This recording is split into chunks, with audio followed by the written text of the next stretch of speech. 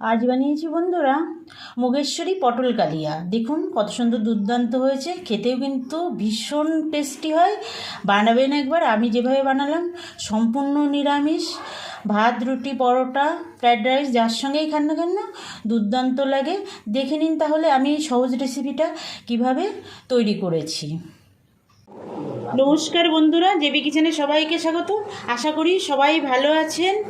মুগেশ্বরী পটল কালিয়া বানানোর জন্য দেখুন আমি কী নিয়েছি।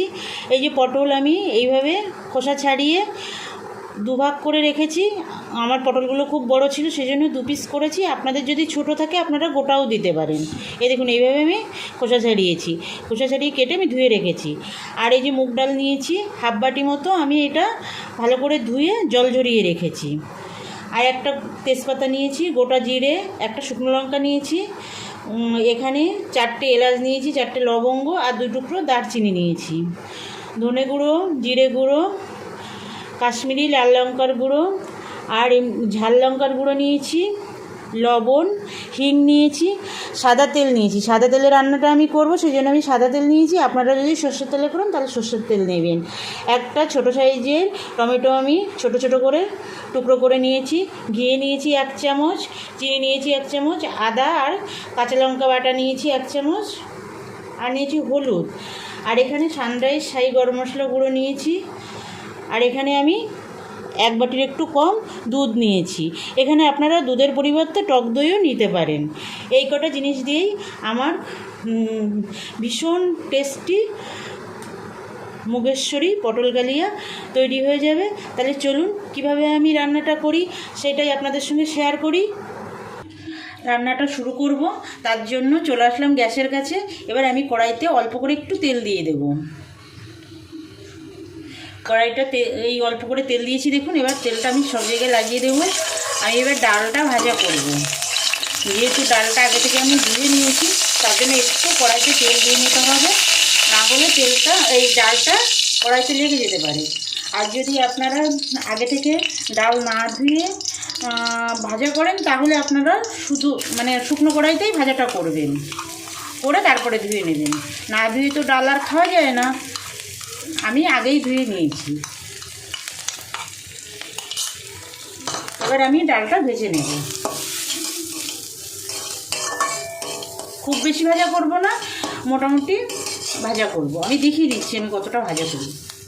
দেখুন বন্ধুরা, ডালটা কিন্তু সুন্দর ভাজা হয়ে গেছে, একদম ভাজা ভাজা সুন্দর একটা সেন্ট বেরোচ্ছে। আমি এবার যতটা ডাল নিয়েছিলাম ততটাই জল দিয়ে দেব।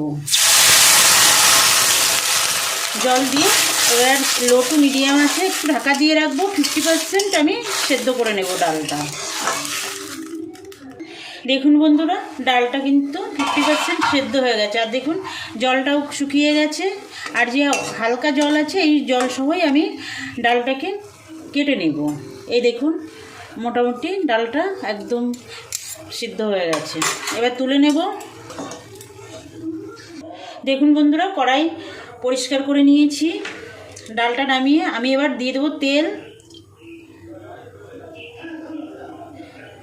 তেল গরম করে আমি পটলগুলো ভেজে নেব। তেল গরম হয়ে গেছে দেখুন, একটু লবণ দেব, লবণ দিয়ে পটল ছেড়ে দেব। সব পটলগুলো দেখুন দিয়ে দিয়েছি, আর একটু লবণ দেবো, দিয়ে আমি পটলটা ভেজে নেব। আমি এই পর্যায়ে হলুদটা দেবো না, হলুদটা দিলে তেলটা বেশি কালো হয়ে যাবে, তার জন্য হলুদটা দেবো না। পটলটা ভালো করে ভেজে নেব। দেখুন বন্ধুরা, পটলটা ভাজা হয়ে গেছে, তুলে নেব। দেখুন এরকম লাল লাল করে সুন্দর করে ভেজে নিয়েছি।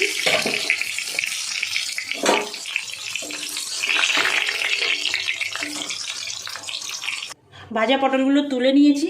এবার আমি এই তেলেই ফোড়নে দিয়ে দেব। এই যে একটা শুকনো লঙ্কা দেব, 4টে এলাচ আমি ফাটিয়ে নিয়েছি, 2 টুকরো দারচিনি দেব, 4টে লবঙ্গ আর একটু গোটা জিরে দেব, আর একটা তেজপাতা। দেখুন ফোড়নটা সুন্দর ভাজা ভাজা হয়ে গেছে, সুন্দর ভাজা মিষ্টি সেন্ট বেরোচ্ছে। এবার আমি আদা আর কাঁচা লঙ্কা বাটাটা দিয়ে দেব, দিয়ে একটু কষিয়ে নেব। আদা কাঁচা লঙ্কাটা সুন্দর ভাজা ভাজা হয়ে গেছে। এবার আমি এই হিং নিয়েছিলাম, হিংটা দিয়ে দেবো।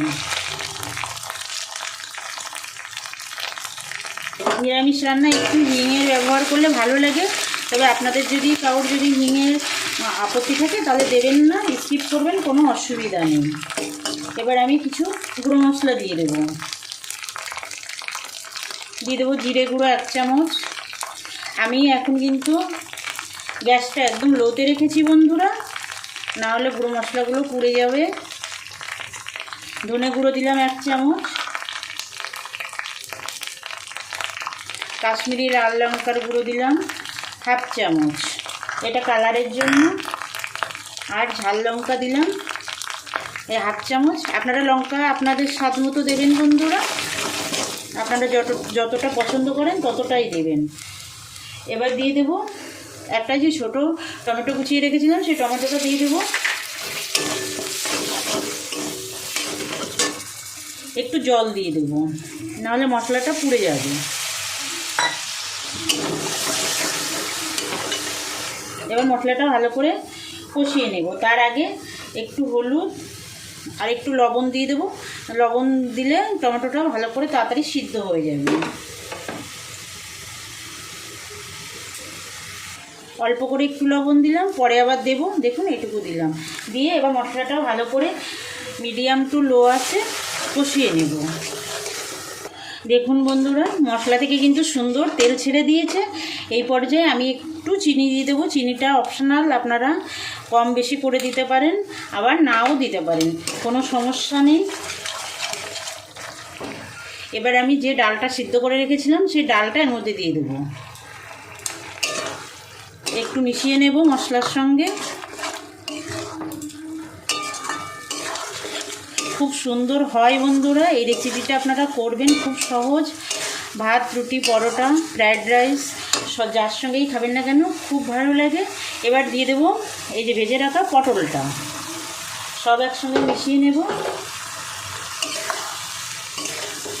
আর যে সকল বন্ধুরা এখনও পর্যন্ত আমার চ্যানেলটা সাবস্ক্রাইব করেননি, আপনাদের কাছে অনুরোধ, এই সহজ সহজ রান্না পাওয়ার জন্য আমার চ্যানেলটা সাবস্ক্রাইব করে বেল আইকনটা প্রেস করে রাখবেন।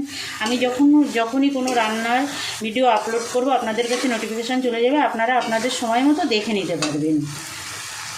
আর যে সকল পুরনো বন্ধুরা আমার সঙ্গে আছেন, আমার চ্যানেলটা সাবস্ক্রাইব করেছেন, তাদেরকে অসংখ্য ধন্যবাদ।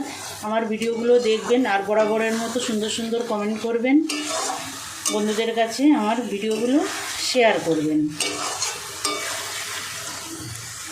দেখুন বন্ধুরা, আমি ডাল পটল সুন্দর কষিয়ে নিয়েছি। দেখুন তার কড়াইয়ের চারি সাইড দিয়ে তেল ছেড়ে দিয়েছে। এবার আমি যে দুধটা রেখেছিলাম সেই দুধটা দিয়ে দেব।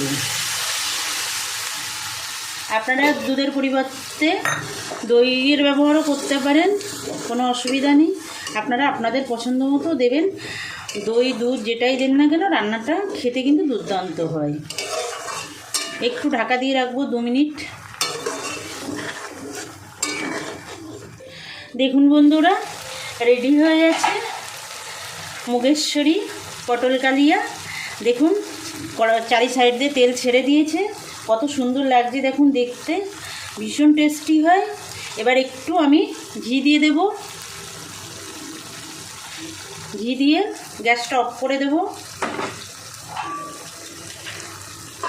এই সানরাইজ শাহি গরম মশলার গুঁড়ো একটু ছড়িয়ে দিয়ে গ্যাসটা অফ করে দেব। বেশি দেব না, মশলাটা অল্পই দেব। এবার মিশিয়ে দেব।